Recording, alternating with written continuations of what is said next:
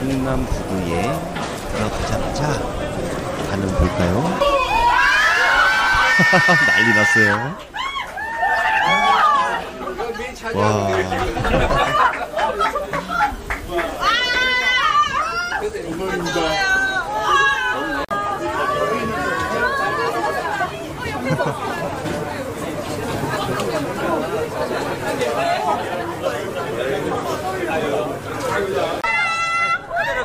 자, 반응 보세요. 종로에 떴습니다. 목소리 들려요? 난리 났어요. 손 좀 보여주세요. 너무 어떡해. 다리 가줄게요.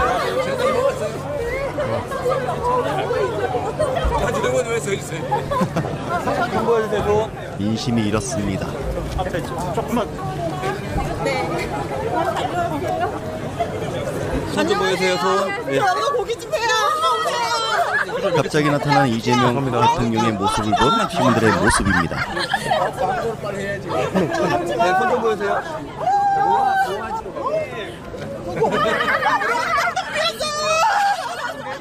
난리 났죠? 대통령님 헬스복 보고 왔어요. 안녕하세요. 오늘도 좋은 소식 물고 온 파랑새입니다. 이재명 대통령을 본 시민들의 반응 정말 뜨거웠습니다.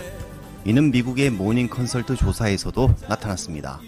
한 달에 한 번 세계 정상들의 지지율 조사 순위 결과가 오늘 나왔는데 이재명 대통령의 이름이 순위에 올랐습니다. 바로 결과를 보도록 하겠습니다.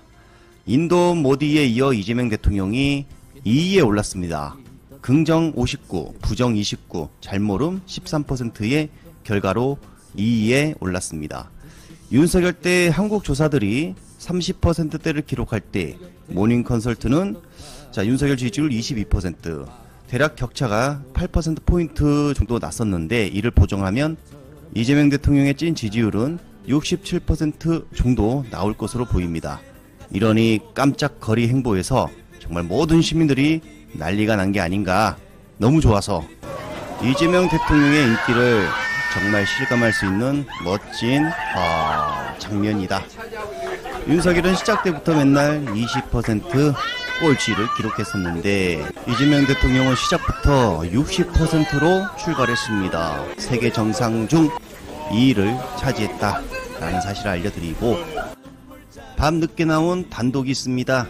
해병대원 특검에 소환된 김태효가 모두 불었다고 합니다. 김태효는 VIP 경로소를 인정했다고 합니다. 더구나 장소까지 정확히 말을 하면서 안보실 회의 때 윤석열이 화를 냈다. 안보실 회의 장소까지 언급했습니다. 결국 윤석열의 경로는 사실이었다.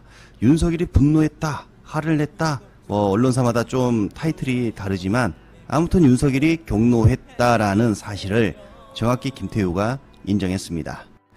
결국 윤석열 경로는 사실이었고 그렇다면 2023년 7월 31일 임성근을 가실치사로 경찰에 넘기겠다는 박정훈 대령의 수사 결과에 윤석열이 경로를 하면서부터 이종섭이 그래 수사 잘했다 라고 칭찬까지 했던 박정훈 대령의 사건, 이종섭이 승인했던 사건을 대통령실 02-800-7070 번호로 다시 이종섭에게 전화해 해유 압박을 또 했겠죠. 그리고 나서 경찰 이첩이 무산이 된 것입니다.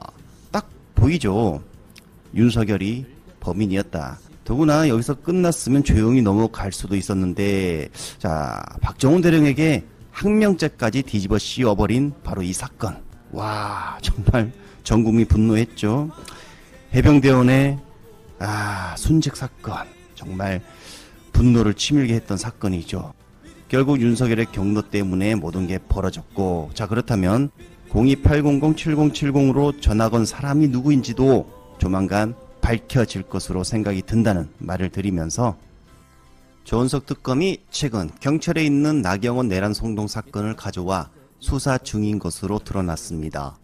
이 사건은 시민단체가 경찰로 고발한 사건인데 그동안 묻히고 있던 사건을 조은석 특검이 조용히 수사 중이었다는 것입니다.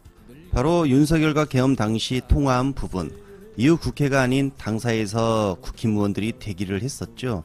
추경호, 나경원에 대한 수사가 본격 시작이 되었다라는 사실입니다. 조만간 이 사건에 대해서도 진실이 밝혀질 것 같다는 생각이 듭니다. 그래서 나경원이 약점이 있으니까 그랬나?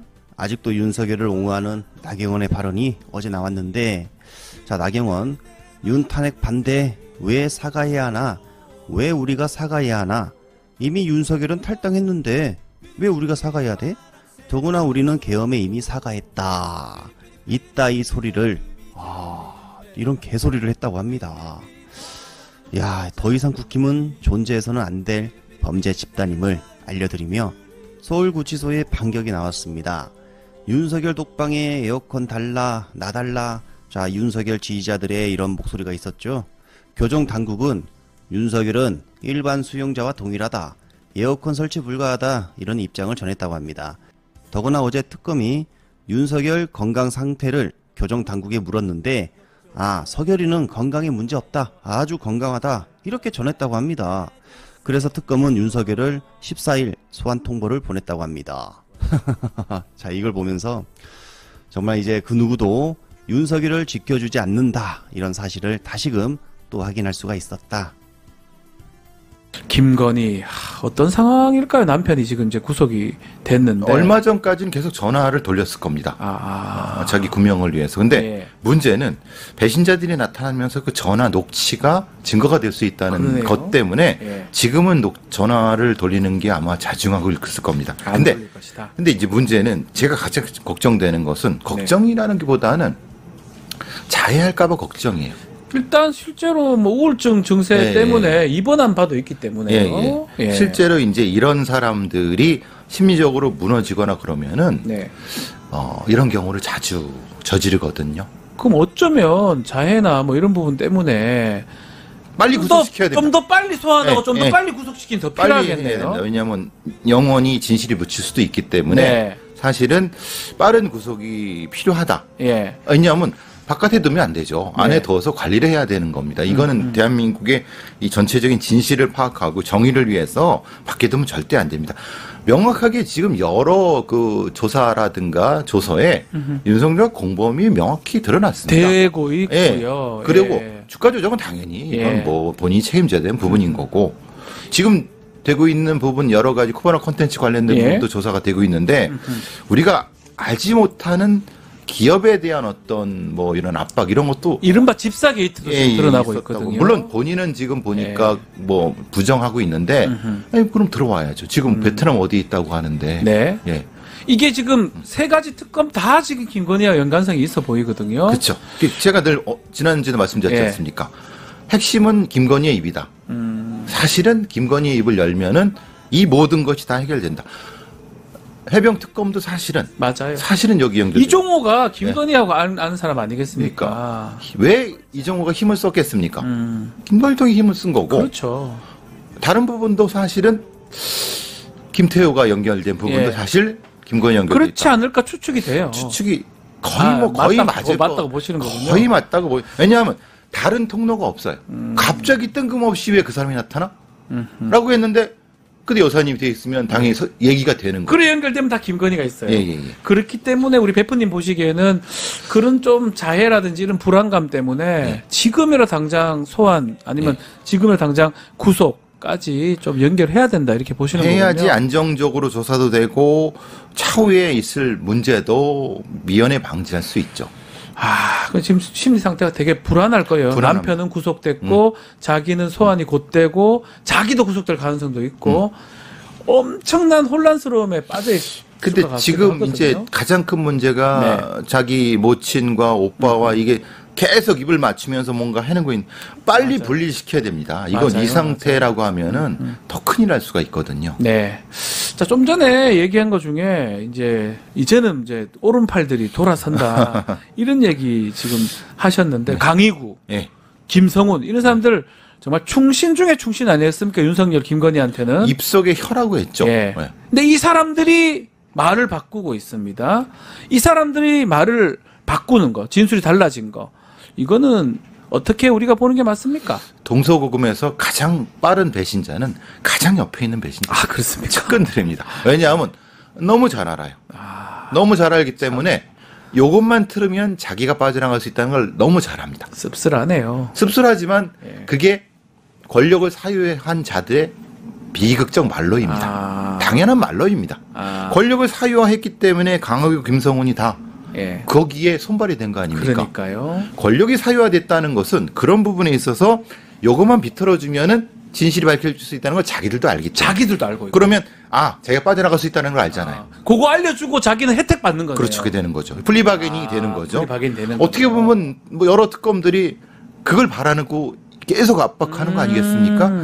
그러니까 강호규 김성윤보다 저는 사실 이상민의 입이 빨리 열릴 것 같습니다. 이상민 전 행안부 장관. 예, 예. 아. 저가 그 30억 나왔다는 얘기가 네, 들었는데 32억. 실제로 뭐 얼마인지는 뭐 불확실하지만 예, 확실한지 본인은 뭐 몇백만이라고 하지만은 이게 복수의 경찰들의 진술에 의하면 상당히 큰 액수는 맞다. 그러면은 거기서 그 돈이 뭘까라고 지난주에 말씀드린 것처럼 실제로는 가장 빨리 입을 열 사람은 이상민일 것이다. 이상민이다. 최측근이고 가장 많이 한다. 핵심적으로 그래서 특검도 거기를 집중적으로 하지 않을까. 그러니까 계속 조명되는 거겠죠.